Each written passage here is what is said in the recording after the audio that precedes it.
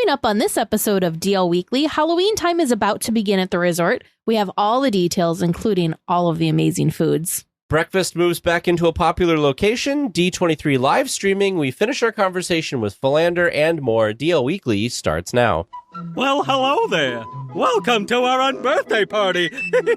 For your safety, please be sure to stay listening with your hands, arms, feet, and ears inside the podcast.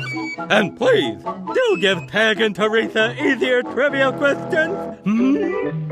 Well, it seems DL Weekly is about to begin. Have a most wonderful time. Perhaps tea time. Hello and welcome to this episode of DL Weekly for the week of August 31st, 2022. I'm Teresa Urban. And I'm Tag Bushman. We want to send a shout out and a big thank you to Thomas F. and Lisa A. for becoming official weekly tiers on our Patreon. Our supporters get some pretty fun perks like DL Weekly swag, bonus content, access to our Discord community, and more. If you would like some more Disney magic in your day, head on over to dlweekly.net/support to join the community. Just a quick note that our August perks will go out with our September perks, which will be probably a little bit late because of the fact that we're going to be with D23. The reason August went out is the cards that we use, we have had a hard time replenishing, and Teresa worked it all out today, so hopefully Fingers crossed. We will have them all out to you guys after D23 next month. So don't think we've forgotten about you. The perks are coming. Another program note, too, is for all of our supporters at the $5 or AP and above levels. Be on the lookout. Our bonus episode will be dropping in the next couple of days for this month, too. Oh, it's dropping the same day as this episode, so it should be out on Patreon. Well, just wanted to send a reminder. We, of course, are having our awesome meetup, our weekly tier meetup during D23. It will be at the Disneyland Hotel near the fireplace over at Trader Sam's on Saturday, September 10th from 8 p.m. to 10 p.m. If you can please stop by for any amount of time, we would love to see you, love to say hi, love to chat. Again, we will be at the expo the entire weekend, and we will spend some time at the parks, too. So if you see us, please say hi. Yes, we love to see all of you. Well, if you're going to the expo, I mean, by this point, you probably have already booked your accommodations. But if you're planning a future trip, please go and stay at our friends over at the Howard Johnson Anaheim. We've partnered with them to offer you guys some cool discounts. Weekly tiers can get 15% off your stay, and Magic Key holders get 20% off. So to take advantage of these discounts, head on over to dlweekly.net and click on the Howard Johnson logo. Be sure to use the promo codes on our website to get the discount that you qualify for. Now let's get to the news.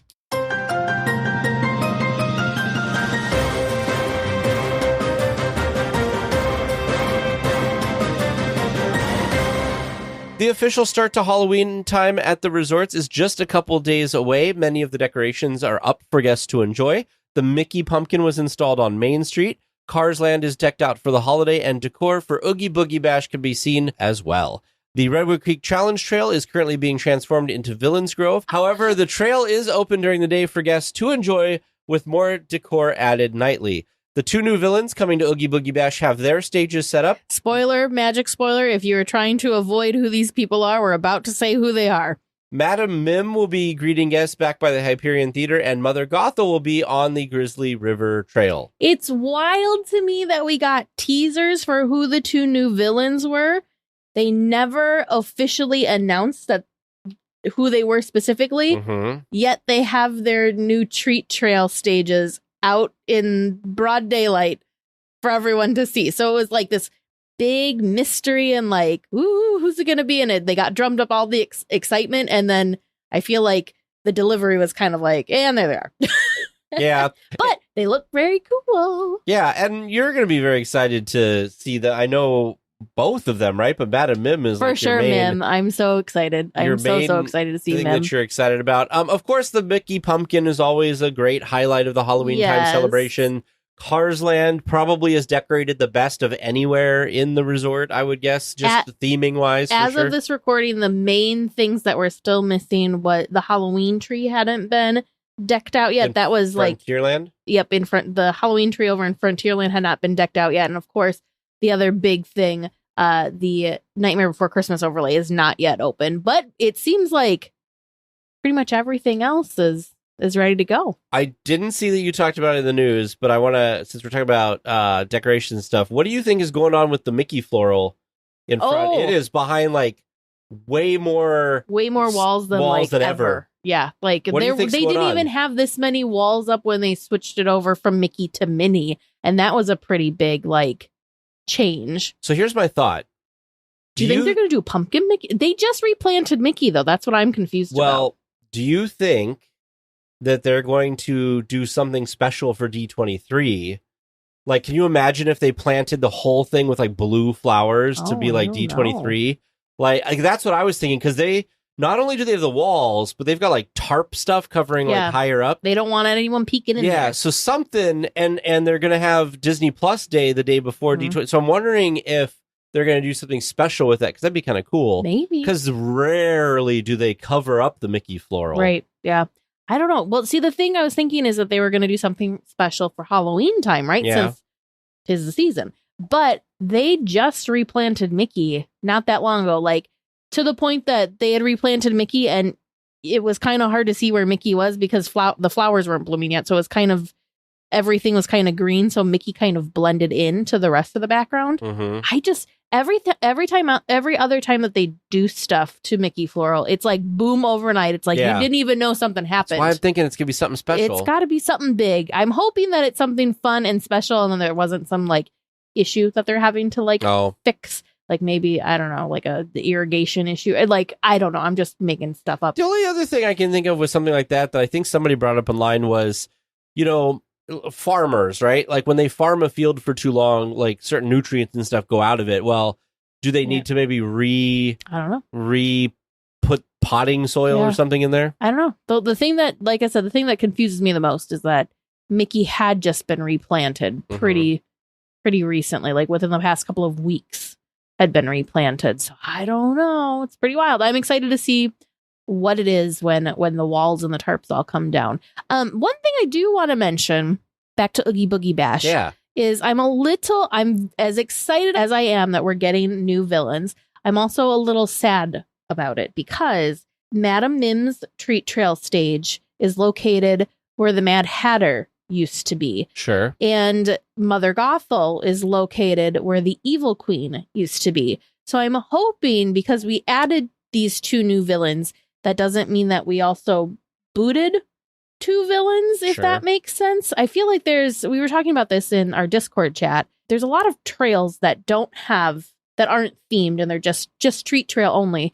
So we were hoping that the new villains would kind of get spread out and we'd have more villain trails overall. Right. Same amount of treat trails, but more trails with villains. So, I don't know. I'm curious. Do you think the Mad Hatter and the Evil Queen are out? I hope not. I feel okay. So the Mad Hatter was so cool. The Mad Hatter was cool, but I don't know the like staying power of the Mad Hatter. But the Evil Queen is like a staple. Classic, yeah. Maybe they're moving her to one of the other trails that didn't have something. I don't know. Because she was just kind of up on the platform, right? Like she wasn't. Mm-hmm. She didn't have. She had a cauldron. Because didn't the Mad Hatter had more of a setup, didn't he, or no? No, he had like a chair that he was sitting on. See, they could move both of those. I think so too. Because I would think like, who was in the back of Soren there that we saw? Maleficent. Maleficent should be in a more prominent location. Yeah, I think so too. The one that is interesting to me that I wouldn't think. I don't get me wrong, loved her, but I don't feel like there's as much staying power for two actually. Agatha, like that was very timely because WandaVision had just come out. Is she gonna be back this year? I don't know. Yeah.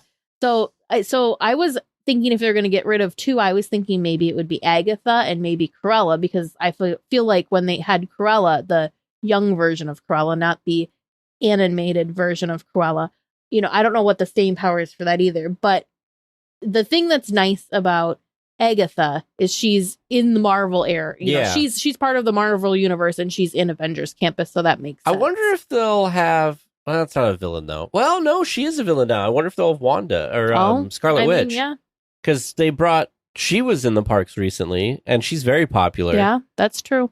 Like I said, I loved both of those villains, but I could see that like the timing made a lot of sense for those two villains and maybe not the staying power as some of the other villains have. I don't know. It'll be interesting. Time will tell. Yeah. As much as I was trying to stay spoiler free, I've already spoiled a little bit since I've seen what these treat trails look like. Yeah, but I was laughing at you. I've promised myself I am not looking at Instagram from like through stories and stuff. I will not look at Instagram stories and such from the first Oogie Boogie Bash until we're there. So it's a week. Tuesday, hang on. I don't remember the date. It's the Tuesday before Expo. Yep. So next Tuesday, the 6th. So the 5th will be the last day you look at anything on any Instagram. Stories and stuff. Yep. Because I really want to just put it in the feed too, right? Huh? Like people will post pictures as well. You don't look at the pictures. So off topic. When I go on Instagram, I just look through stories because I look at Instagram maybe once a day. Oh. So I just click through stories. I don't twice a day, I don't scroll. And I scroll first and then I look at the stories. Gotcha. So we kind of do it backwards. If I have extra time, then I'll scroll, but I just look at the I look at the reels. Or the stories. How we both look at things. Yeah. Well, speaking of Halloween, the food guide is now finally out. Well, and worth the wait. The guide contains over 50 ghoulish delights for your taste buds to try. There are so many treats, both sweet and savory, to help you get into the spooky spirit. I don't even know where to start. Okay. I'm just going to hit my couple things that I like because I know you're going to go off on some crazy rant about all this. I'm just going to say, I'm sure I did not read this, to be honest. I looked at the photos because I'm a visual person when it comes to food. And so of the things I see pictures of, the first thing is the Halloween cake, which is purple colored vanilla sponge, raspberry mousse, fresh raspberries, and candied cocoa nibs at the French market. Looks amazing.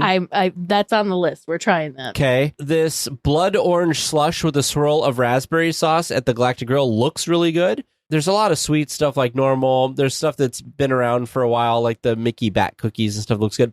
Another cake, I really do it with the cakes, is I'll have it again. The Monster at the Plaza Inn, the Monster Halloween Cake Devil's Food Cake, colorful white chocolate mousse and buttercream. At the Mint Julep Bar, there is pumpkin spiced Mickey shaped beignets rolled in pumpkin spiced sugar, which sounds good. Of course, I'll let Teresa talk about all the coffees and stuff. This pretzel, which is at the Tomorrowland pretzel cart, it's a toffee pretzel, cream cheese filled pretzel sprinkled with toffee sugar. Sounds really good. We had that. Did we? We did. We had that last year. With toffee? Well, I'll have it again. It was good. And then I think that was kind of it for stuff. Oh, no, that's not true. That wasn't for Disneyland. The the pumpkin pie. Oh, these are all hard floats. Yeah, they're floats.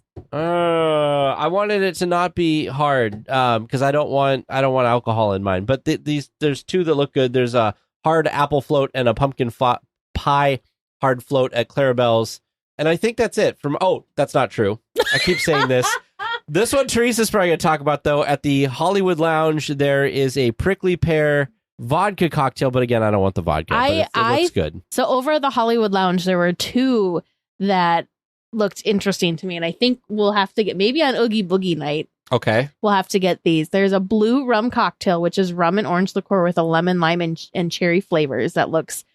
I don't know if it's the color that looks so great to me or what it is about that, but it's just like Which bright. One is it? It's like a bright electric blue. Oh, yeah. And then I'm also really excited to try the prickly pear vodka cocktail, which is vodka and prickly pear syrup mixed with lemon lime and topped with a glow. I wonder if you could get that as you'd have to pay the full price probably, but I'd like to get it without the vodka. Then just go get yourself a paradise. Oh, is that basically what it is? Yeah, it's basically a spiked paradise. And then I think I'm just quickly scrolling through to make sure there wasn't anything else that stuck out from the photos anyway. Obviously, this is not food, but there is a Donald candy corn sipper. It's so that looks very cute. Of course, the Mickey popcorn bucket is back again, but this time he glows. These cupcakes look pretty good. All right. I think that is everything that I wanted to point out. Oh, and the Mistress of Evil chocolate cake that's available at the Wine Country Trattoria looks pretty good as well. I'm assuming that cake is probably going to be the dessert. I hope so. For the dining package, for the parade dining package. So things that stood out to me was over at the Carnation Cafe. There is a spicy chicken sandwich, which is hand-breaded fried chicken breast topped in a spicy chili sauce with pepper jack and mustard slaw on a brioche bun. It looks delicious. I'm also very intrigued by the Halloween cake over at the French Market restaurant. But really, the things I'm most excited about, I'm sure nobody could have possibly guessed, are the different cold brews. Over at Red Rose Tavern, there will be a pumpkin cold brew, which is cold brew flavored with pumpkin, vanilla, and spices and topped with whipped cream. I'm surprised you didn't point out the grave stuff that's also at the Red Rose Tavern. Yeah. Traditional gray stuff topped with a chocolate tombstone and Halloween sprinkles. I've been so disappointed. I mean, it's good, but I just want literally the gray stuff. I don't want the stuff that's in the middle or the cookie. I just want the gray stuff. Sure. So then over in DCA, there's a couple more cold brews I'm excited to try. Over at the Pacific Wharf Cappuccino Cart, there's a pumpkin spiced horchata cold brew, which sounds amazing. Creamy blend of cold brew, pumpkin spice.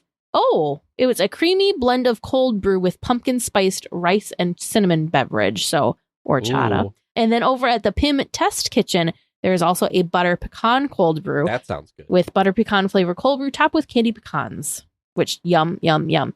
At the Pacific Wharf Cafe, it's not a cold brew, but it is coffee related. They have a chocolate espresso bread pudding with creme anglaise, whipped topping, and a gummy eyeball with toasted pecans. That also sounds really, really yummy to me. But other than the cold brews, there's a couple I think I need to be more visual with these churros that they've got, because there's a lot of them that I want to see. Like there's a pumpkin spice churro. I feel like you probably can't go too wrong with a pumpkin spice churro. But the other ones I want to see before I get too excited about it. And then the last thing that's on my list, not very exciting, but for some reason at Smoke Jumpers Grill, they have a cranberry grape punch. That sounds really delicious to me. Yes, cranberry and grape juices, ginger ale, blackberry syrup, blackberry puree, and orange flavor-filled boba. Yum, yum, yum.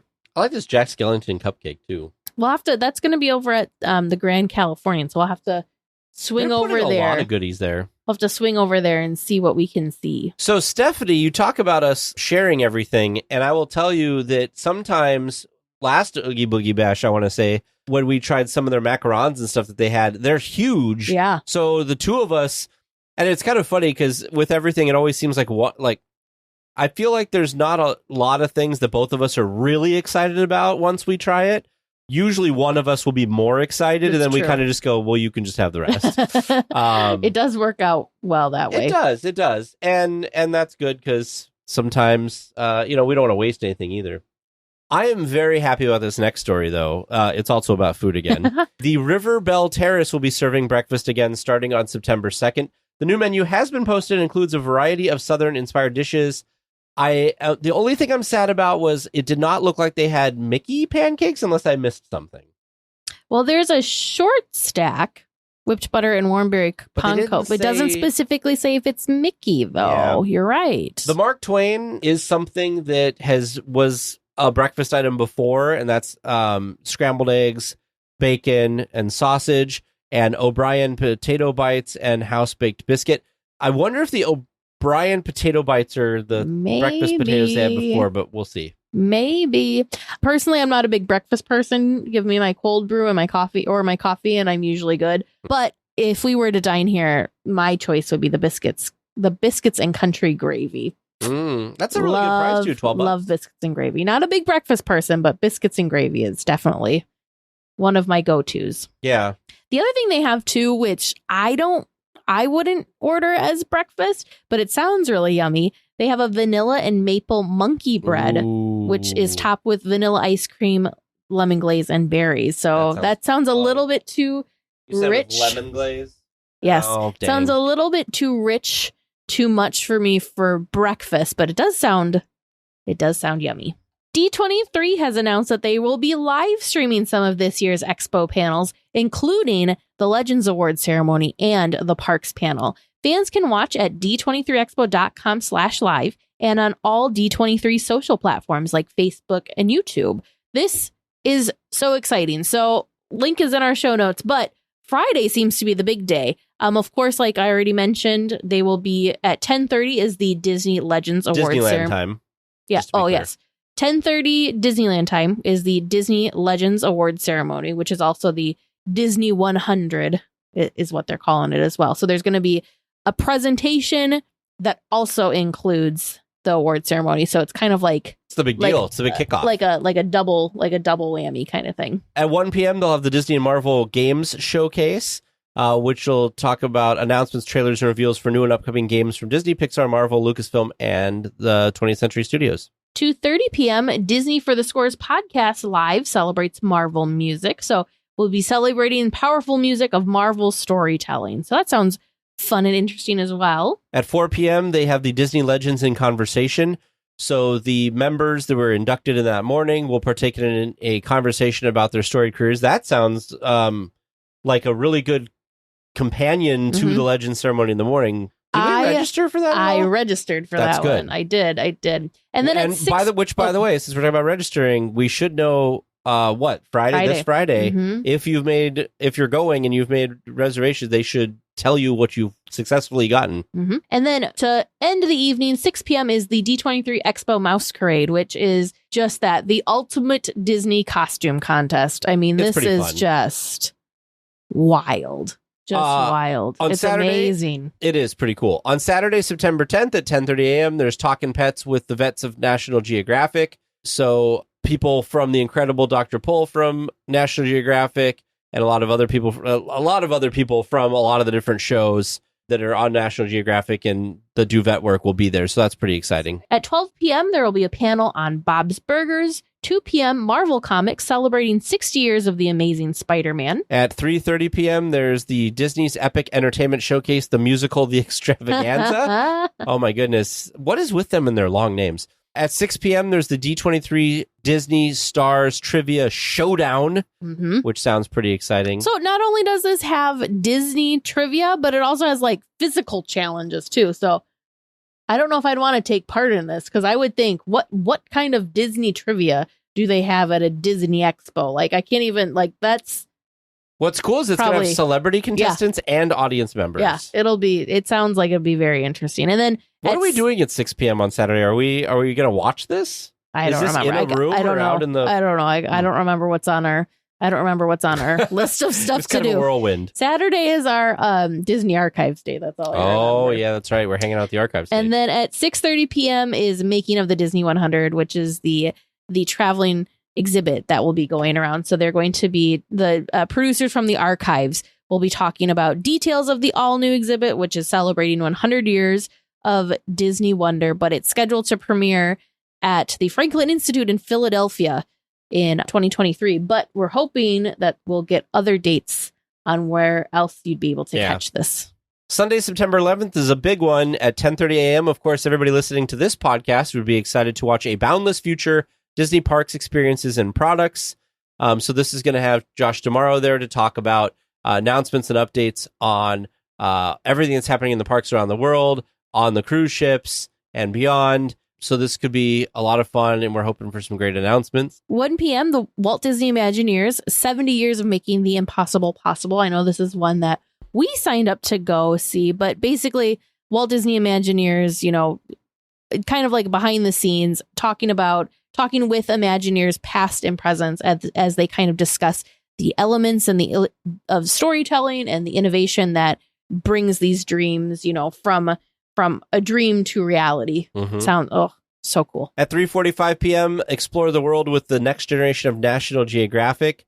So these have a lot of their National Geographic stars that are a little bit younger that are going to be there talking about all that stuff. So that'll be really cool. And finally, 5 p.m., D23 Disney Stars Trivia Showdown, apparently round 2.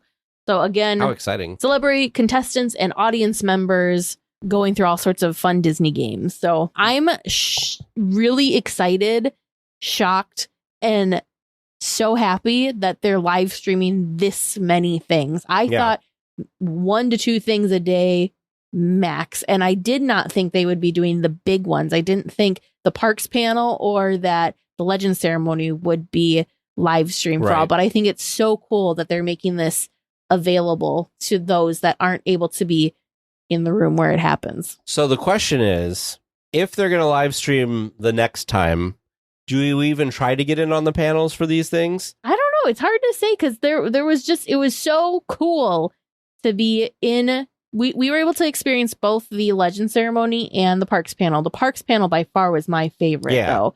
but we got to experience cool things like Dick Van Dyke That's true. on stage. And I mean, is that exciting and fun to see, live streaming? Right. Yes, but I feel like it's different to be there and experience it. There's just an energy level in these rooms. So if I had the choice to either be in the room or watch it, I would 100% choose in the room, even though in the room you don't always have the best view because it is a very, very large room. But yeah. I wonder if they're going to have these somewhere to look at afterwards. I hope so. Like, it'd be cool for us to be like, let's say the parks panel.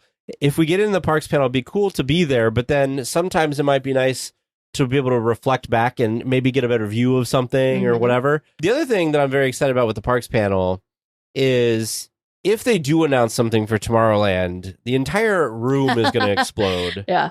So I'm excited for that. Well, cast members are the heart and soul of Disneyland and are what makes each visit so magical. Disney has now made it easier for guests to submit cast compliments. The new mobile cast compliment feature is now available in the Disneyland app. So how do you get to it? I think this is so exciting because we, like many people, have had fantastic cast member experiences. We will, of course, ask if we can take a photo of the cast member's name badge so we remember their name and their hometown so that when we go in and it later tags it by a time, and time, so then when we go in later to submit the cast compliment, we can kind of refresh our memory. I love that I could have an amazing cast experience and within seconds I can be writing up my cast compliment. I think that's going to make it so that it's easier for people to be able to use the feature and get their compliments out there. It's going to be more top of mind for people because let's face it, when you come home from your Disney vacation, you're so caught up in the excitement sometimes that you can forget to actually go through and submit your cast compliments. When it used to be that you could walk into City Hall to do it, we would try and do that, on the last day of the trip and get multiple compliments in. So I'm just so excited that, for example, say we're at a restaurant and we're having just amazing time with the person that's waiting on us, that I can just be right there and get it. I just love that I can do it right away. I just love that so much because I think they're going to get so many more of these cast compliments submitted because they're making it easier. So to get to it in the app, there's in the very bottom right-hand corner, there's the little menu icon. And if you scroll past all the little blocks, it's almost towards the bottom. It's one of the smaller menu items called Cast Compliment. And when you tap on that, I feel like this is really going to streamline getting it to the proper place because there's a drop down that says, I'd like to say thanks for, and then you choose from a list of types of things you're complimenting. So, making us feel included and accepted for who we are, doing your best to keep everything sparkling clean, etc. Locations, so you can pick, they've got the different areas. So like if I select Disneyland Park, they've got areas, it brings up another menu for main entrance ticketing, Main Street, etc. So I'll say main entrance. Then it gives me parking, ticketing, dining, shops, custodial. So that's really nice. And then under the optional section, they have a cast member first name, which you'll get from their name tag. And then cast member hometown is listed on their name tag. This must really help them whittle down to who it is. So if it's a common name like a Bob or a Chris or a Kate or something like that, doing that, and then the date of your interaction, and then you just hit submit. And so I think that's great. And hopefully this will cut down on the crazy length of the line at City Hall to do these, and it'll encourage people to do them more often. You know what I'm not liking about this, though? I want a little box in here that I can type up. Like specifically what it was? So I can explain in my own words what my magic moment was. I don't like that it's just pre-selected. A couple of drop downs and that's it. So I hope in the future they make an optional box so that you can type up and explain what the situation was. Because sometimes I think that's really important because you can have, great experience, but how do you pick from a list of drop downs like when a cast member makes magic for you? You can't surmise that with these drop downs. So hopefully this is like maybe phase 1 or something, and in the future we'll be able to be a little bit more specific. If not, I might continue to use other channels so that I can more appropriately call out and thank cast members for the job that they're doing versus kind of this generic little field. I still like it. I still like that it's at my fingertips, but I just want a little bit more. I think they were trying to streamline it as much as possible. Yeah, that's probably it. Well, speaking of cast members, at long last, the Silhouette Studio on Main Street has reopened. This hidden gem and unique Disney souvenir spot is one of the few remaining experiences to reopen since the park closures. The studio will be open to guests from noon until 8 p.m. Mondays through Thursdays, and on 8 a.m. until park close Fridays through Sundays. Yeah, I was wondering about that because I feel like before when they were open, they didn't have limited hours, so it's good to see that, like, at least on the busy times of the weekends, it'll be open basically. Park close, though. I didn't realize they were that late. Yeah. I think that you and I should stop in there and get a podcast one because there you go. They're not very expensive. No, they're very fast. It's like $11 or $12 per person, I want to say. It's for what it is the most affordable souvenir experience, because it's both. It's a souvenir and experience all in one. The talent these people have and the fact that they can cut your silhouette profile in like a minute is just mind-boggling to me. If I didn't have to like sit still and like look straight ahead, I would love to just sit there and watch them do it. It's so, talk about magic. Maybe that is so magical. And I need to get one, and then you need to watch while I'm getting it, and then we get one together. There you go. I'm so happy that they're back. Because this is kind of one of those things. It's just really, what is the benefit to Disney to offer the service? But it's just so unique, so Disney, and it's like a hidden gem. I don't know how many people really know what this is or have had this done. Yes, a lot of big Disney nerds like us know what this is and like know how special this is. But just like your average tourist, how many people even know that it's there? So I think when you look at the big business side of it, it's not raking in big bucks. It's not, nothing. So really $12 per face. Yeah. So really business wise, I could see them just saying, you know what? We could put some, I don't know, Spirit jerseys in there instead or whatever, make it more retail space. So I'm very, very, very, very happy that the Silhouette Studio survived and that it's back. And it's such kind of a unique thing. It's so cool. It's just so cool. DL Weekly announces the boarding of the Trivia Express, non-stop star speeder service to the moon of Endor. All passengers, please prepare for immediate boarding. It's so exciting that it's episode 250. Welcome to Trivia Land. I am excited to hopefully... It is episode 250. It is. Make that big 0 at the end look like a good 0 for your trivia score this week. Let's hope. Only one way to find out. Let's go into our first question. My question for you is, what 2 characters are featured on the Lost Parents sign? I know. I love this sign so much. What 2 characters? Yes. Are featured... I feel like it's got to be like Peter Pan and Wendy or something, right? Like Lost Boys or something. I think it's Peter Pan and Wendy. Yeah, well, you obviously know the answers. So you're just like, oh, you think it's that, huh? Therese is feeling my joy every week. This is terrible. I know who they are, but I don't know the characters' names. It's Wendy. It's the parents. It's Wendy's parents. Oh, Peter. Darlings. Peter, and I don't remember what the mom's name is. Darling. Isn't it Peter? Peter Darling? I don't think it's Peter. Not Peter. But it's the Darlings. There we go. Tag, I assume you're going with that one as well? I wrote them down for Peter Pan and Wendy. Yeah, there you go. I mean, that's the answer I gave. Very good. Our second question comes from listener Matt M. The Disneyland ride Midget Autopia ran in Fantasyland from 1957 until 1966. When it closed, the ride moved somewhere new. And I'm not talking about somewhere in this local California area, where it ran until 1977. Where did it go to? Did it go to Marceline, Missouri? It did. Marceline, Missouri. Can you be more specific? It went to the Walt Disney Family History Museum. Is that what it's called? No, it's not. It's the Walt Disney Hometown Museum? Yeah. As soon as I said that, I'm like, nope. You said family, and I'm like, I think that's the San Francisco one. That is the San Francisco one. The Walt Disney Hometown Museum. Hometown, yep. All right, moving on. Our third question this week. In It's a Small World, how many dolls represent the United States? Ooh. How many dolls? Yep. So let's Well, see. there's Jessie and Woody. Does Bullseye count as a doll? Yeah, does Bullseye count as a doll? We'll skip Bullseye for this one, but Okay. I like the spirit of what you're going. There's a Scarecrow, but he's not actually a doll. Does the Scarecrow count as a doll? No, because it's just a cutout. No. Okay. I think there's a couple. I think there's some Native Americans too. I'm gonna say 5.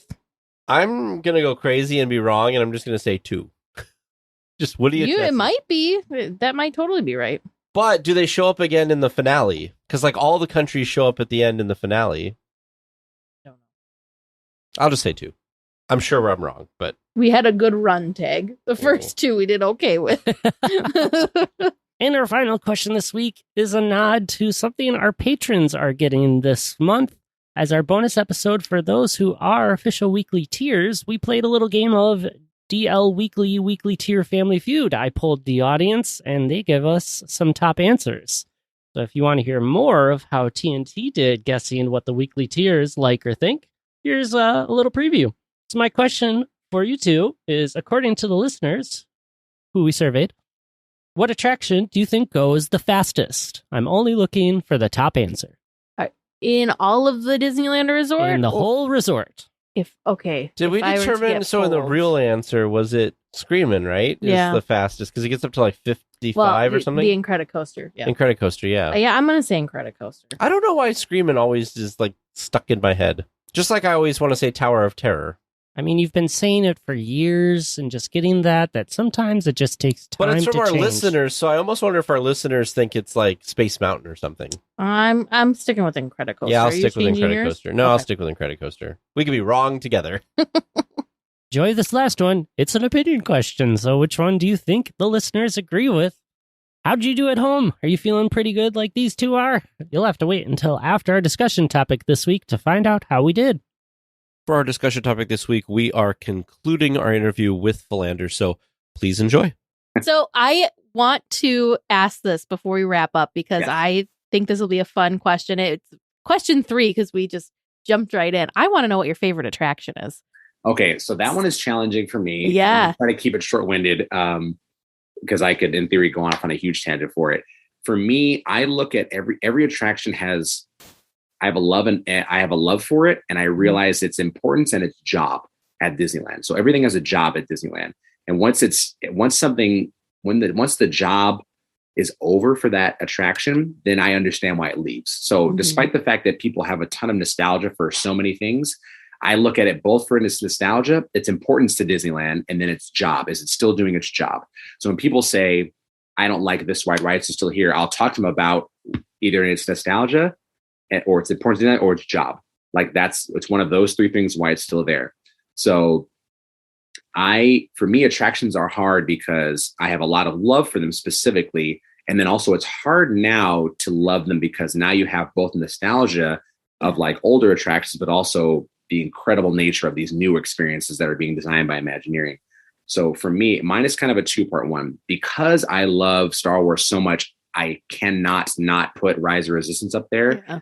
Because that attraction, one, obviously is a technological marvel, one, and then it is a Star Wars fan's dream as well. So I could not have that included. But pre-Rise of the Resistance, my favorite attraction before that was the Haunted Mansion, or still is the Haunted Mansion. And I hold that in regard as one of the most unique and special attractions for multiple reasons. And then also the perfect storm nature as to how it was created as well. Like there's so much that went into that attraction that is, I think, unique amongst so many others. Because I know a lot of people hold Haunted Mansion and Pirates of the Caribbean as like this top, like in theory, everyone should have at least one of those 2 in their top 5. Technically, I would say. If you don't, I'm like, one of those should be in everyone's top 5, like without a doubt. You can't include, like I imagine, obviously we'll say like Space Mountain, Indiana Jones, they'll put Racers, Guardians of the Galaxy, but in Pirates and Haunted Mansion need to be at least one of those needs to be in your top 5. But for Haunted Mansion, to me, there's so many little things that add up to a big thing for me in that. And one of the things that resonates the most for me about that attraction, other than how much of that the setup for it is like stunning, and why I love Haunted Mansion and Pirates, but I always put Mansion a little bit higher. One, because the queue is the setup. So, and I think about, imagine you're doing, let's say it's the 2 of you by yourself, because an Imagineering designs a ride, they're looking at it from not the fact that it's funneling a ton of people through it. That obviously is very important, but your experience when you go through it. So you're stepping into a Haunted Mansion. You see these, the white building, it's gorgeous. You walk inside and imagine there's no one around. Imagine the ride is just running itself. So not a single cast member that's there. Or even for Haunted Mansion's sake, imagine the cast member is there and they're being all spooky as usual. So they beckon you into this spooky building. The two of you walk in. You're in a foyer that has 2 doors, and it's all spooky. And the cast member, the person shuts that door behind you. So now the two of you are in this very creepy room, and you're like, okay. Then this ominous voice, Paul Frees, pops up, and he's like setting up the tone for you. You're like, okay, this is weird. Then magically, a door opens. You're like, okay. You walk into this door, and now you're in a room with no doors, and that door closes behind you, and you're like, okay, this is really weird. Then the room starts stretching, and the voice comes back, and you're like, oh my gosh, this is weird. And then you see the whole thing with the body. Then a wall opens up, and now there's a long hallway. No one's in the hallway all the way down.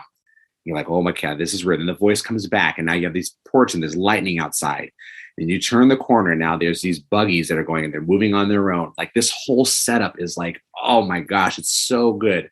And Pirates doesn't really have that. You kind of go into the building, and the boats are there. And no knock against Pirates. It is amazing. But that setup, because that is very reminiscent of Rise of Resistance, this like setup to the attraction, or attraction within an attraction. That the stretching room is an attraction in itself before the queue, but part of an overall queue experience. So all that setup is such a big deal to me. The perfect storm nature, the fact that the facade was there in 63, but didn't open in 59.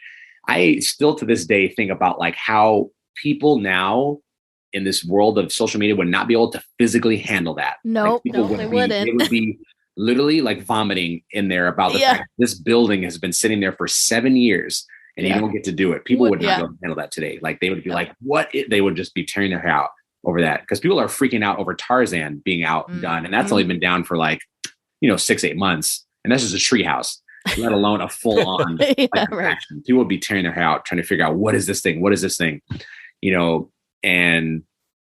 But also the fact that resonates the most with me is that was the first attraction that Imagineering had to work on without Walt. And that resonates so much, because you'll hear from those Imagineers at the time. I think it was John Hench who was saying like, they were like, after he passed away, can we even do this without him? Like, Pirates was 3 months for being open, and Walt had a heavy hand in that. And that's not a big deal. But Mansion, like, they're like, can we make this happen without him? You have one guy who answers every question. Should we do this or this? Walt says, do this. Should we do this or this? Walt says, do this. That's nuts to me. Like, they were like, this is weird. We're in new territory here. So the fact that they not only did it and did it so well that it is now one of the most iconic rides, that kind of was the wind beneath their wings to push them forward. Like, we can do this without him. Like, we're going to be okay. And I love, and that resonates with me so much about that attraction. Then the fact that ride had 2 art directors, which is very rare. Usually you have one person that's guiding the whole thing. And you have obviously Mark Davis and you have Claude Coates, 2 very different things. We love Haunted Mansion for how it is now. But in theory, if Walt was still alive, he would have picked only one of them to do that job. So Mark would have done it alone, and it would have had more of the humor elements in it, or Claude would have done it, and it would have been more of the scary elements. So the fact that Walt did not make it to it is the reason we have the Haunted Mansion the way we have it now. The one we love is the one that did not have Walt's hand in it. And that, to me, like, when I think too much about that, my head is like spinning now, because I'm like, Walt would have made very specific changes to that attraction and would have had it in theory one way or the other. I doubt he would have had 2 art directors for it, because that just doesn't happen that often. And I think, and all those things resonate to me into like this, this overall love for this ride. Then the last one here to close it all out is the fact that people still to this day are in awe of that Pepper's Ghost effect. Still. Yeah. And that is an illusionist trick from the 1800s. And the fact that people still believe it to be like some computer, some digital mapping, some projection, that still blows people away. And that was done, obviously Yale Gracie made this beautiful version of it now, like that works so well, but that was even before him. And the fact that people still imagine that to be far more than what it is, like, still blows me away. Where I tell them, oh no, that's just glass and light. Like, there's nothing more to it than that. Like, I even tell you can get a flashlight and do it at home, and stare out your window and do it.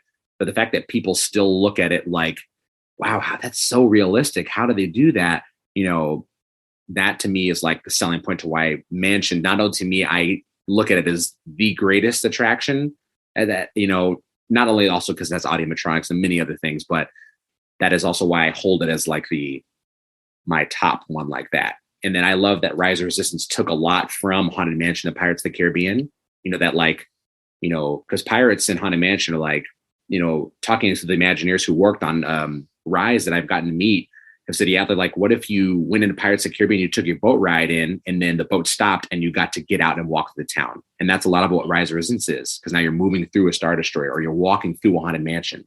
You're doing a little bit like that. And they took a lot from those two rides to make Rise of Resistance. So I would say Rise is a little bit of Indiana Jones, Pirates of the Caribbean, and Haunted Mansion, that like walking through themed environments, to get to what is actually coming later on.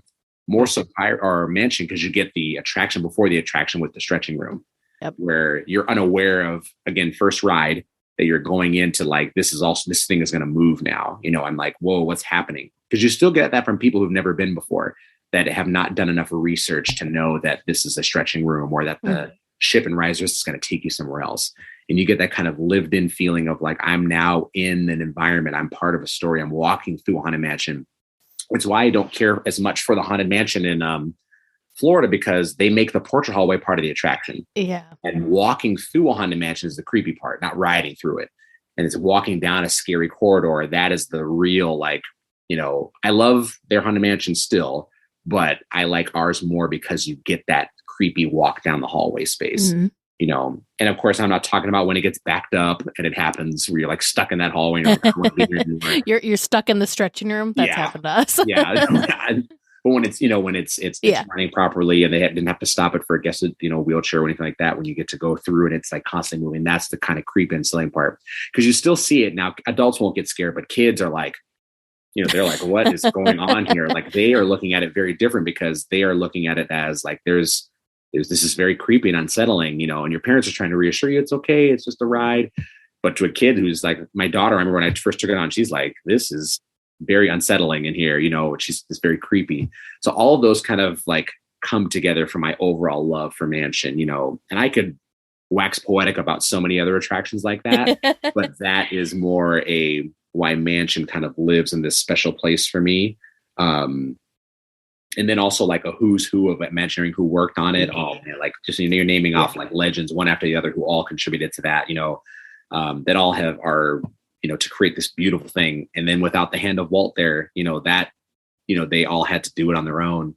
That is like peak for me. I always ask people to explain why they pick Pirates or why they pick Haunted. I don't think anybody could explain it as well as you just did. Yeah, that's like the battle between the two of them, like the Battle for New Orleans, you could say. That is why I give Mansion just a tiny bit more than Pirates, Well, and there's something wild about Mansion and then also Rise, where you don't, when, because, right, there's wait times.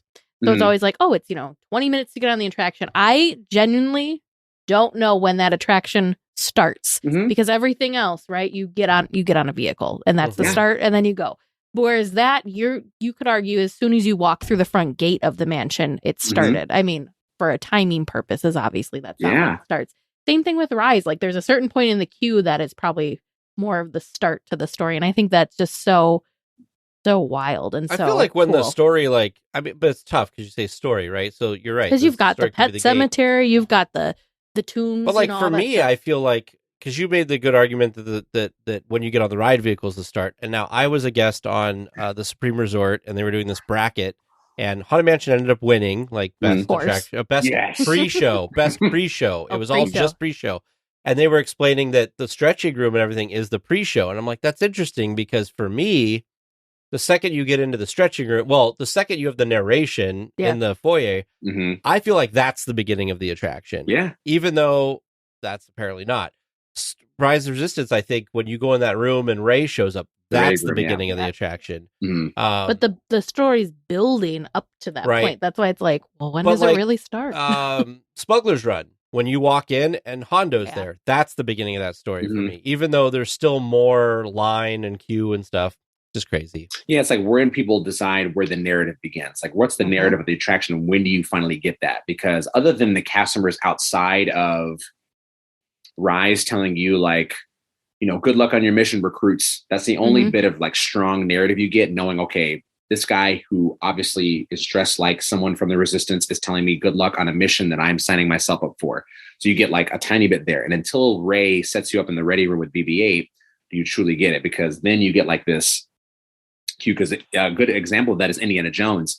Not until you get to Sala do you actually hear any audio, but you can argue that prior to that, with all of like the signage on the walls, thing like watch out for the spikes, you're getting like a little bit of narrative there as well. When you talk about like some of Imagineering's best designed cues, that you go through, or how many pre-shows. And then Rise, like already like that attraction has like 4 pre-shows in it, which we've never done before. Well, that attraction's like 3 attractions. Yeah. Yeah. Because you got like the little simulator thing in the beginning, and then you've got the trackless part, and then you've got the drop simulator kind of thing. I mean, 4 attractions, crazy. I think 3 pre-shows, because you count BB-8 and Ray, that's a pre-show. Then you get the ITS, which is a pre-show. Then you get Kylo Ren and Hux was a pre-show. Like all of this is just extending a narrative over and diving you deeper and deeper and deeper and deeper.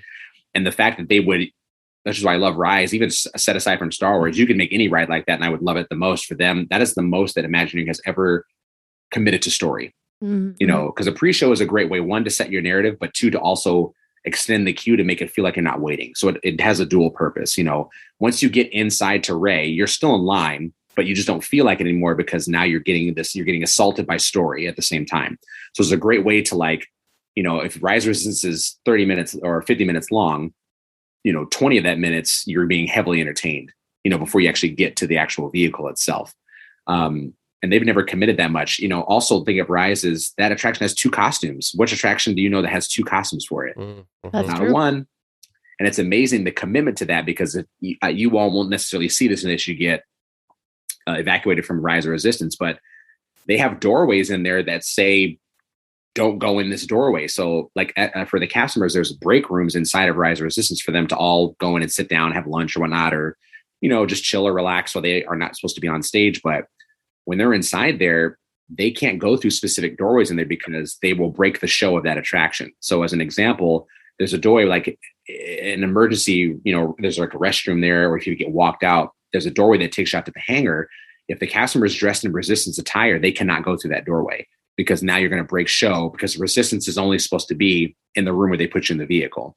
Or imagine all the First Order cast members, you never see them outside because they can only be inside. So when those cast members have shifts, especially on hot days, I'm sure they really love that. They spend the entire time indoors.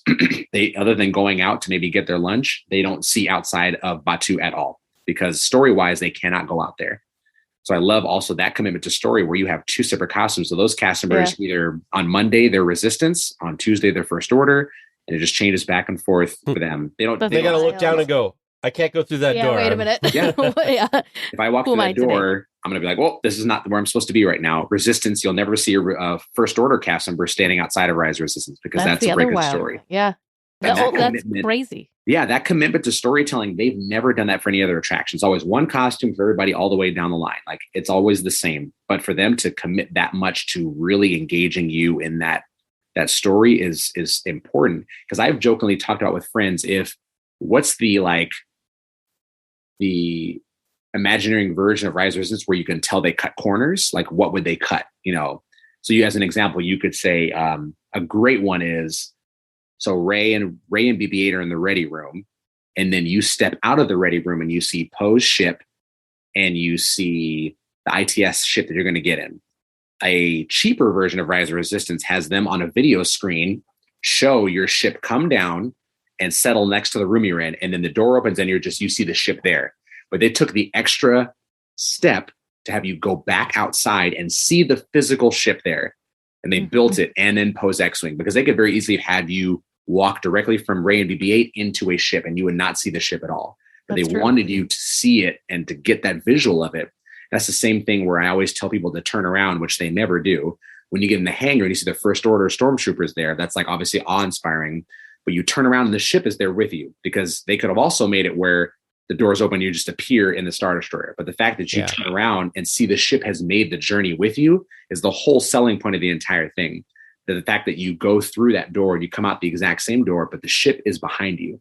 but no one ever Just looks around. Blew I'm like, my look, mind. this- Why, you didn't notice that? I've never turned around. Oh, yeah, man. That's Next like the time first I'm thing I turning did. around. Yeah, No, that because the I got ship too is sucked. in the same Got too space. sucked into the stormtroopers. The fact that, and I love it because that still blows people away about how that effect is achieved, because they're like, did we go down? Did we go up? Like, they know there was movement, but they don't know how it happened.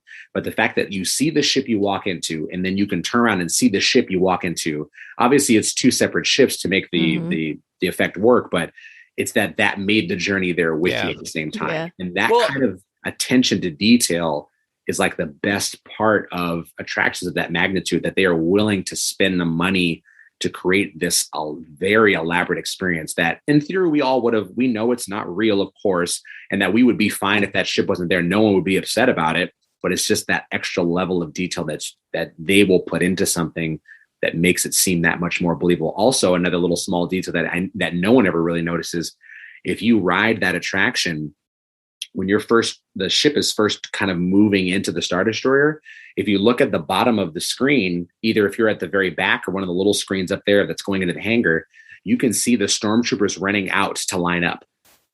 Oh, yeah. I see that. You can see I love if you look up and you can see like the whoop of when you go through and you see that you pass through. One that I think nobody pays attention to, or few people pay attention to, is when you're in the holding cell and they're walking, the shadow is projected out onto the thing.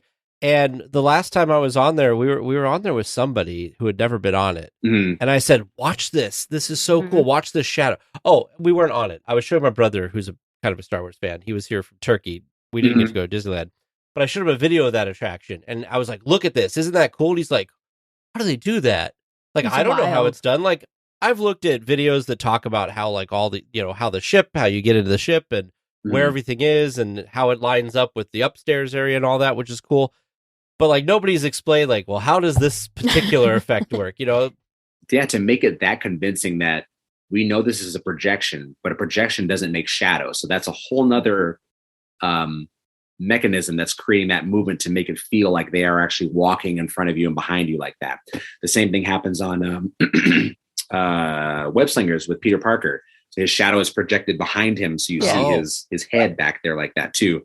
And that just adds to the realism of that, to where it makes you feel like they are actually there. And that layered effect of having the kind of like cage thing you're in is real. Then the banister is real. Then the things that are by the screen are real. And then you have that. Now you have this like layered depth that are there. Because at Web Slingers, there's two screens, there, so that you create that shadow effect for Peter, but they also have physical props behind it as well. So that you get this like depth that you would not get if it was just a television screen or a screen that just shows that. But it's that kind of extra attention where if Imagineering is given a big budget, they are allowed to dream big and to do things like that. Because again, the average guest is not going to notice things like that, and they won't care. They won't even remember that cell part because it's a small part of a very big experience. But it's these little things that are so important. And that's why when you think of things like Indiana Jones or Risers, all these massive e-tickets that are being created now, that attention to detail is so important. And why I have to hold those two, even as like, even if someone is not a fan of Star Wars, like it doesn't matter. They could make that a Aladdin ride. If they put that level of detail into an Aladdin ride, then that will be one of my favorite rides. Like to me, it's not, the IP is great, but the attention to detail and story is the most important. And I know not every attraction can be like that. You got to love the little things too. Like, Toy Story Midway Mania is very different from Little Mermaid, from Monsters Inc., from Enchanted Tiki Room. They all have their thing, but the story for me will always be king. And if they dive you into a story really well and have you be a part of it, not just because I like that Imagineering is doing now, which is they didn't do it in the past as much, but they are creating reasons for you to be a part of the story. Not necessarily passive rides, but like ones where you are a part of it. So Space Mountain is very passive. You just sit there and you ride it. But even something as simple as Guardians of the Galaxy, Rocket is asking you to raise your hands to help him. So the attraction happens without you doing it or not, but he needs you to do something for him, whether you do it or not. So you just putting your hands in the air is now you being a part of this. You have helped them, even though you did not necessarily do anything specific.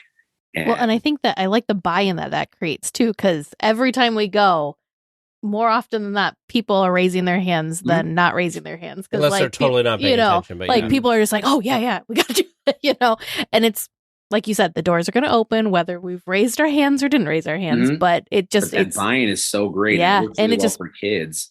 Builds the excitement too.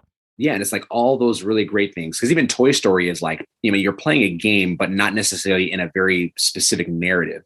As opposed to Web Slingers, you are helping Spider-Man and Peter Parker do a job like that.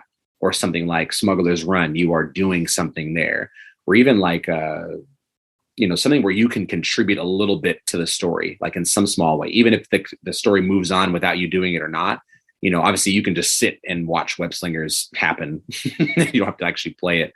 But I like when they, that level of immersion, because people want to be a part of the stories that they're fans of. They don't want, as an example, you want to, Wizarding World, you want to join Harry, Ron, and Hermione, or you want to help Ray and Finn. You want to assist, the Avengers. You want to become an Avenger. Like, want to do something that is going to assist these characters. You want to be a part of it. You want to join them. Because watching the Avengers is cool, but being with them is cooler. That's where the tie-in comes in. Like getting to help them do something. You feel there's a connective tissue that comes from that you don't get in those other attractions where they weren't necessarily thinking about that back then. Now that has become more of a proponent for creating new attractions where we want a narrative that involves you. So like the why that we talked about earlier, why are you here? Like someone's like, I want to build the Mary Poppins ride. Okay, well, what's the buy-in? Why are we here as guests? What's the thing? Like, why are we visiting the Banks' house? Are they doing something? Like and that's where people, when they think of attractions, they get kind of flummoxed because they just think of a cool concept, but there's no foundation to it at all. Like you have to build. So I hilariously, during the pandemic, in my boredom, like a lot of us had, I mocked up a Big Hero 6 reskin for Star Tours if they ever got rid of it. Where I just created because one, Big Hero 6 is popular enough for them to reskin it. Two, WDI and Disney would save a lot of money by reskinning as opposed to building another attraction. And three, the world of Big Hero 6 fits into Tomorrowland because Hero and the Big Hero 6 team, they deal in future. Like literally all of them are just like scientists. They were they use their mind to build and create concepts and stuff that is like otherworldly. So like Hero's nanotech, or, Wasabi, his blades, that's all like science fiction, so that fits in Tomorrowland. You could very easily build a, Hero school, because that is definitely like a Tomorrowland type thing that the world of San Francisco like works really well. I've also mocked up a San Francisco addition to, got rid of Hollywoodland and built San Francisco there and built I just like me spitballing and writing stuff down, but like coming up with something that's heavy because Big Hero 6, at least, is something that is still popular. The movie did well in the box office, won an Academy Award. They had 2 seasons of a cartoon show. They just had Baymax's cartoon. Tokyo just added a ride for him. So Big Hero, Baymax is a popular character enough to where he's awesome. You could feel the company would invest in him as opposed to someone that's saying like, oh, I want them to build a Black Cauldron ride. And like, no one's going to build a Black Cauldron ride. Like nobody's watching that anymore. A lot of people don't even realize poor Black Cauldron exists. No, right? Poor Black Cauldron. That would be cool though. We spent so much time. Is there anything that we didn't talk about that you'd like to talk about? My fun thing is like, maybe I'll have to come on and see you guys again. I either like to ask.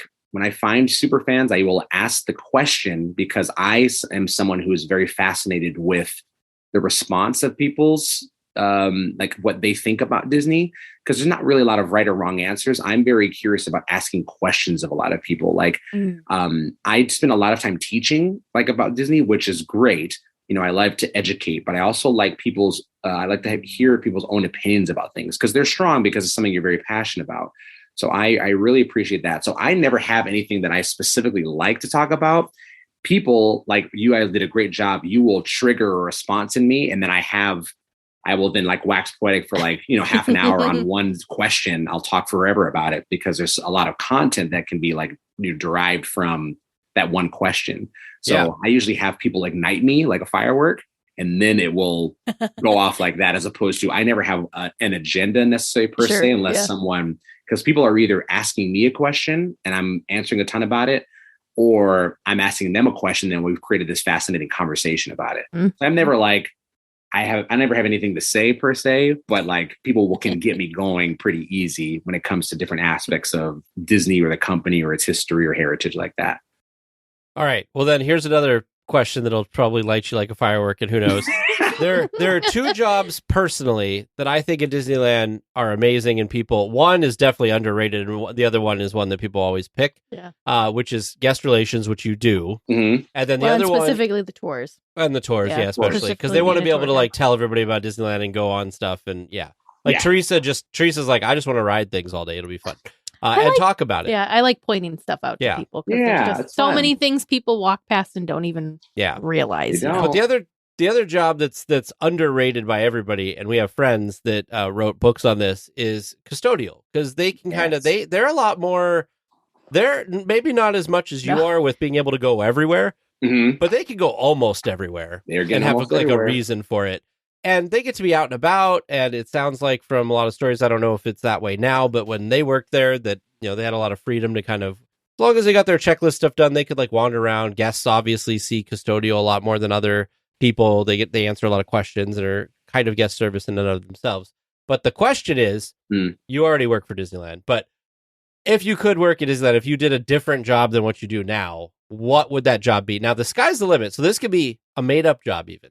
Or do you just have the perfect job that you love? I kind of think that I do. I'm very curious. It's a good question. Probably, you know what? Maybe it's ambassador for Disneyland. Maybe it's that, because I have spent a lot of my time at Disneyland giving back to guests, and then also training cast members, and I would love to do the job that they do to represent the cast, because a lot of my job has been about you all, like people, either guest relations or taking people around the park.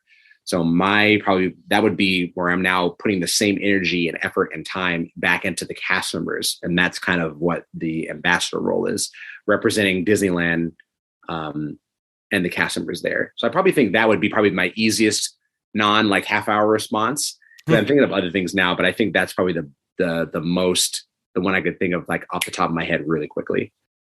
I'm really excited for D23, because I'm hoping that we get to meet the two new ambassadors, because we met Justin and Rafa at D23, and we met them again in the park one of the days, and they were amazing people. Like, they spent time. Justin commented that he had listened to our podcast. Now, this is when the podcast had kind of was like newer. And I was like, wow, that's amazing. And then we talked to him, of course, because one of the things that Teresa's like bucket list item for the podcast is to get on the media list. And he just said, you just got to keep trying. Like, it'll happen eventually. You just got to keep being persistent. They are listening. They are watching. Well, they don't watch, like, they don't read the comment stuff. People are looking at it. They're looking at all. I believe it. They are listening, and that's how they will just reach out like, hey, we're interested in inviting you down. Like, they just come for you, but they're watching everything. They're listening. They come for you. They come for you. That sounds ominous. There's going to be a knock on the door. Hey, guys, it's Mickey Mouse. Come on down to Disneyland. Well, Philander, thank you so much for spending, honestly, the last two interviews we've had, I'm looking at our recorder. It's been like 2.5 hours we've been talking to you. Awesome. Which is not what I expected. But totally amazing, and enough that if we could ever work it out again, we'd love to have you on again, because I feel like you have so much passion and knowledge to share with people. Obviously, also, if you are interested in following Philander online, where can people find you and follow you and learn more about you online after this interview? What's my name, Philander, and then C85. That's usually where I'm talking history, just because I need to like be vomiting it constantly to people. So that's usually where I'm doing that. But also, I just post that stuff that I do, if it's history-based stuff, to that hashtag Imagineering Monday. I like writing.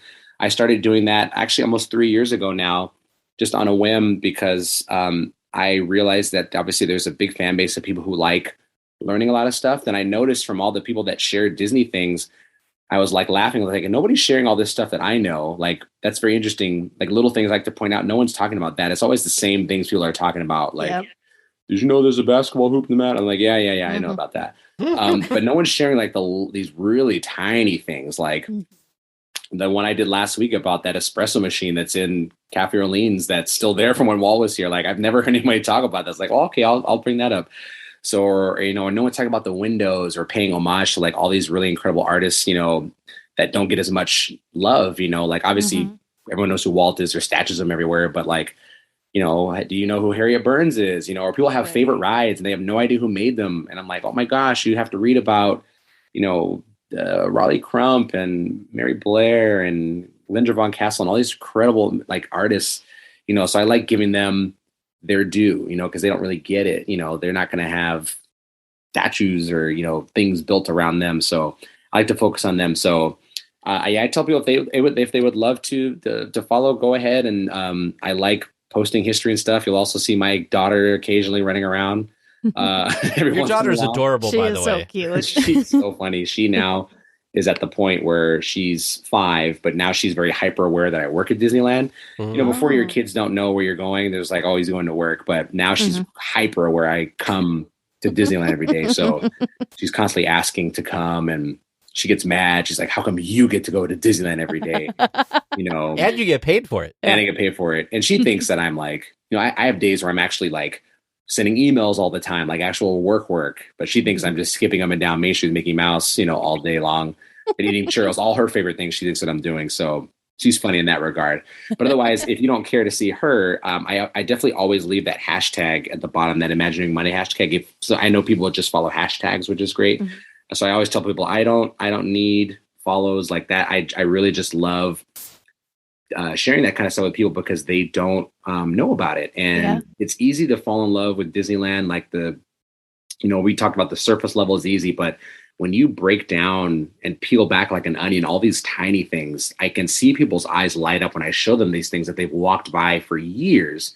And they're like, oh, they get like a deeper appreciation for it. And I know that not everyone is going to be able to walk through the park with me at one point or take a tour with me, because I've shown stuff with my friends, I've walked with my family, but not everyone is going to get that chance. So that's why I wanted to start sharing that stuff, and why I make it a point to take pictures of it, so that hopefully when you go, you can find it yourself, you know, and share it with your friends. I don't need the credit for it. That's not important. I just like that the stories are being told. That's what matters to me, you know, because as we get further along in history, these stories become mythic or legendary. And now we're getting to the point where a lot of these individuals, they are passing away now. We're not going to have them anymore. So it's become more important than ever that these stories keep getting shared, so Disneyland is never just a theme park anymore. Yeah. You know, it's always, you know, history. And, you know, if you tell someone that you learned it from me, that's great. If not, if you just tell them it's fine. Like, I just like that it's being shared. Yeah. And that appreciation is being moved and passed along amongst people that are like you all, that care a lot, that like to bring up these specific things so that they aren't forgotten. You know, I am blown away by going to Disneyland with my daughter, because I put this other perspective on people that don't like change. My daughter is 5.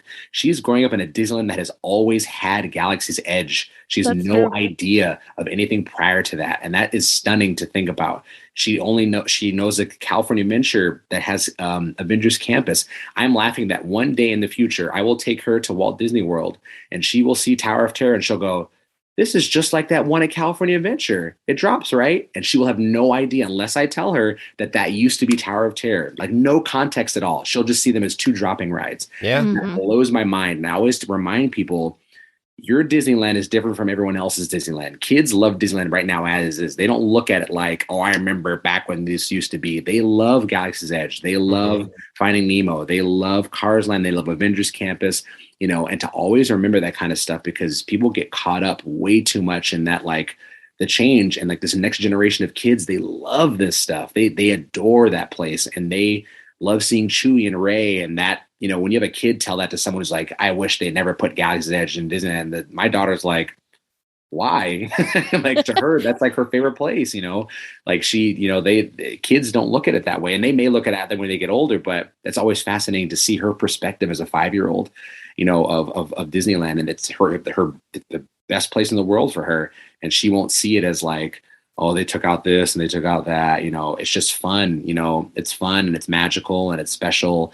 and everything is like that lens of a kid, to not necessarily always look at things that way, but to always remember that Disneyland is not just for the people that have been going since they were, babies, or since like the opening day or the 60s or the 70s. Everyone has their own version of Disneyland that they love so much.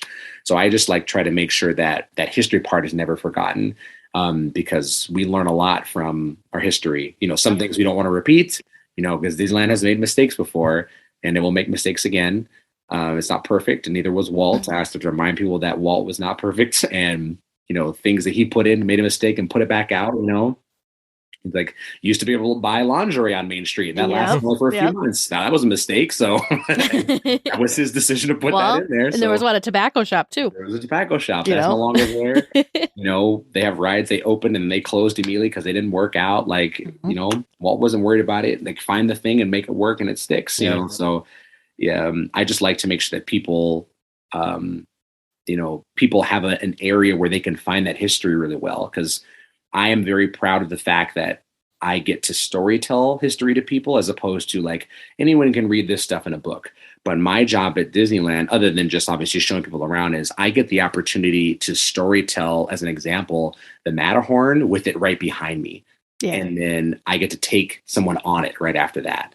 And that kind of, there's a very tangible power to that, as opposed to just sitting at home and scrolling through Wikipedia, reading about the bobsleds, to actually see it and have someone tell you a story, to weave a tale and tell it in a unique way that entices them in, as opposed to documentaries are not always for everybody, and reading books aren't for everybody, different ways that you can story tell and to get people engaged in a thing that they're passionate about. And even passionate about it in the way, because I, like you all, I'm sure there was a time when you didn't love it the way you do now, and something drew you there like it did me. So I love that people are learning from me in that respect, and again, I don't need the credit. I just like that I'm able to facilitate these stories to people in a way that is bite-sized, because I think a lot of things I could obviously write as much as I talk, and that would be way too much. But these little bite-sized nuggets, and then I think people also like the consistency of it. Every Monday there's a new thing. And, that was way easier to do when we were closed. I can tell you that. So I still have not, spoiler alert, I have not written the one for Monday yet. I know what I'm doing, but I have to do it today or tomorrow before. And I can't do it tomorrow because I'm working. So I got to do it today. Well, the other thing, just not to sell yourself short there, the other thing I like about following you on Instagram, first of all, your daughter's so adorable. And I love seeing when you take her to the park, or you guys are in downtown Disney, and her joy.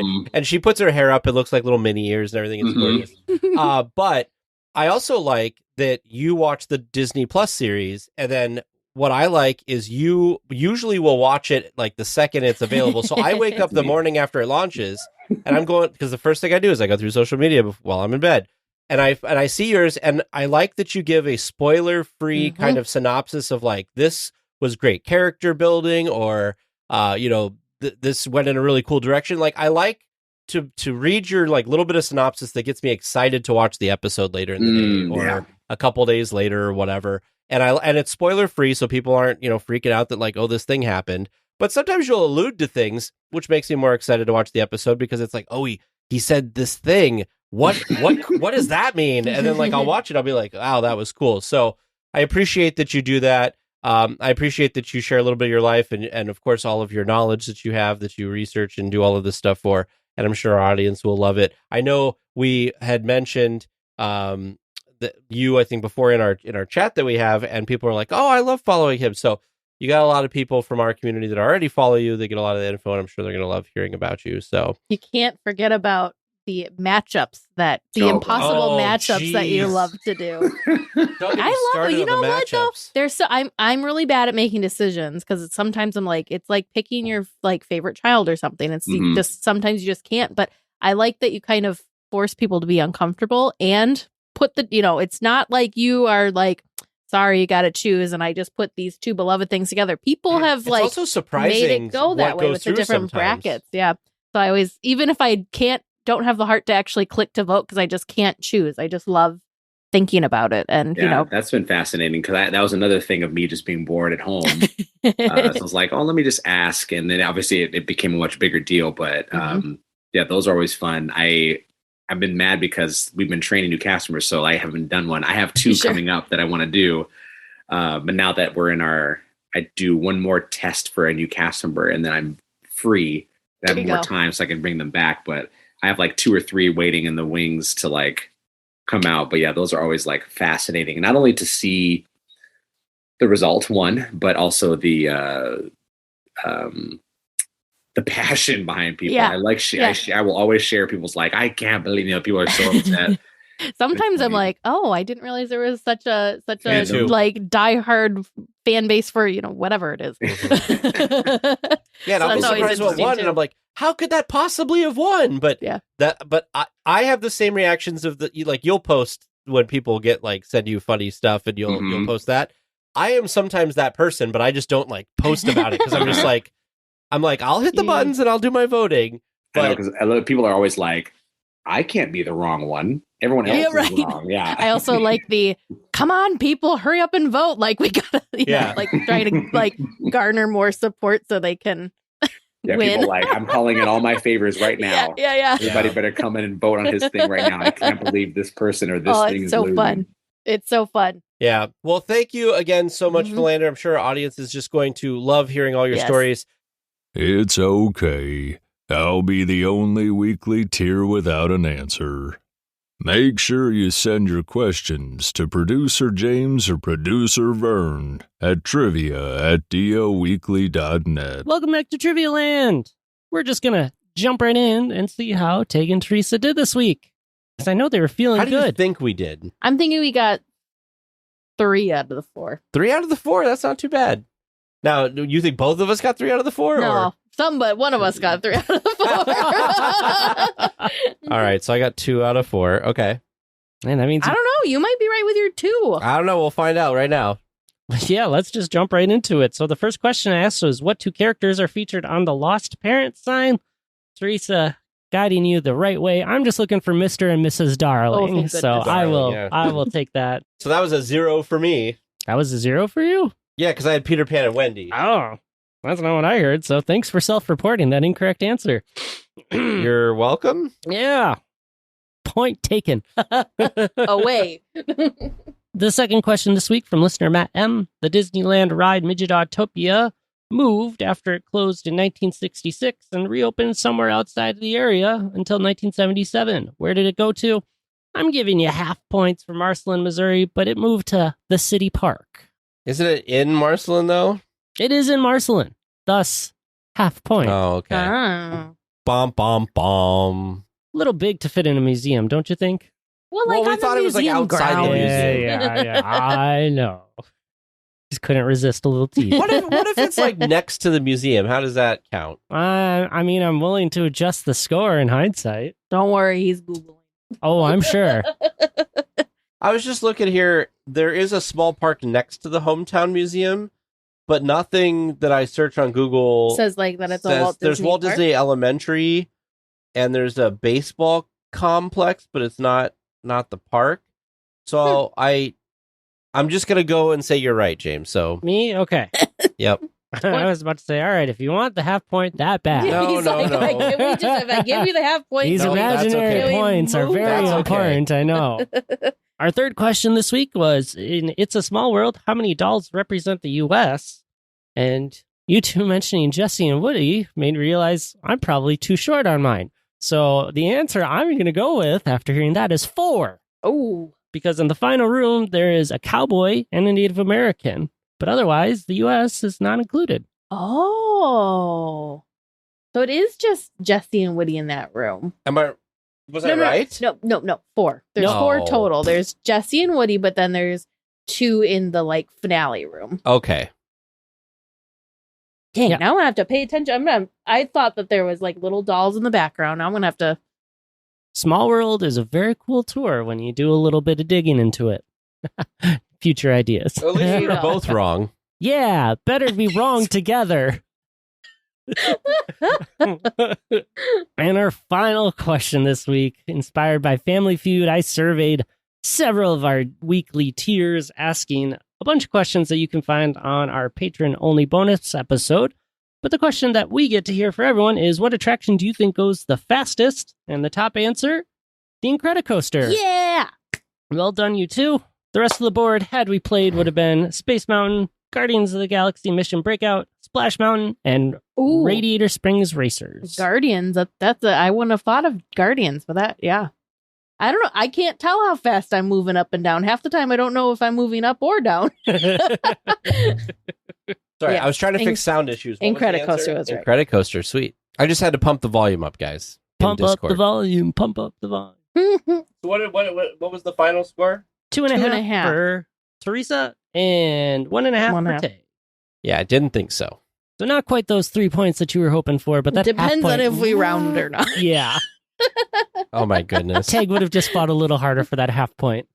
That's okay. All right, Weekly Tiers, how'd you do at home? I hope you had a fun round.